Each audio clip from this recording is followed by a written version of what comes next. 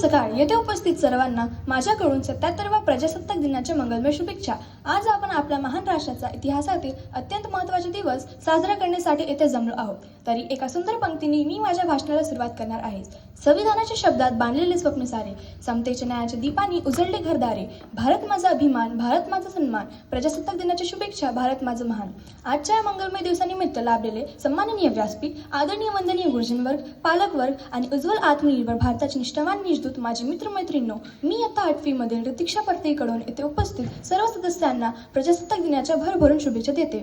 26 जानेवारी ही केवळ दिनदर्शिकेतील तारीख नाही, तर भारताच्या आत्मसन्मानाच्या, स्वाभिमानाच्या आणि लोकशाही चेतनेचा जयघोष आहे. याच दिवशी प्रत्येक भारताला पवित्र आणि समृद्ध असे संविधान प्राप्त झाले.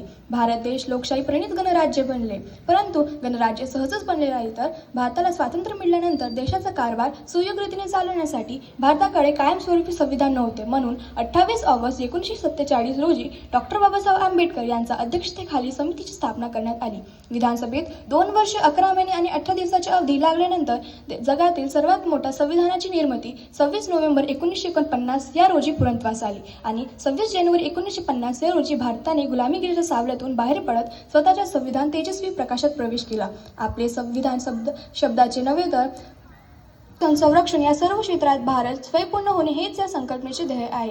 आज भारत म्हणतो मेड इन इंडिया नव्हे तर मेड बाय इंडियन्स. हा प्रवास गाठताना आपण अभिमानाने सांगतो, भारत चंद्रावर पोहोचला, अंतराळात यशाचा झेंडा रोवला, डिजिटल व्यवहारात अग्रेसर झाला, शेती, उद्योग, शिक्षण, संरक्षण या सर्व क्षेत्रात भारत स्वयंपूर्ण बनला. एकाकाळी मदतीसाठी पाहणारा भारत आज जगाला मदत करणारा सक्षम आणि आत्मनिर्भर भारत बनला.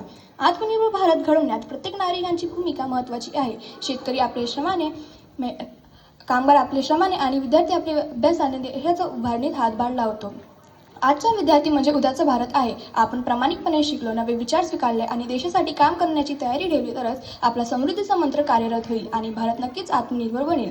चला तर आपण सर्वजण संकल्प करूया, स्वतः सक्षम बनवू, देश सक्षम करू आणि भारताला प्रगतीच्या शिखरावर नेऊ. शेवटी इतकेच म्हणेन, सशक्त नागरिकांमुळेच सशक्त आणि आत्मनिर्भर भारत घडेल. इतके बोलून मी माझ्या शब्दांना विराम देते. धन्यवाद. जय हिंद, जय भारत.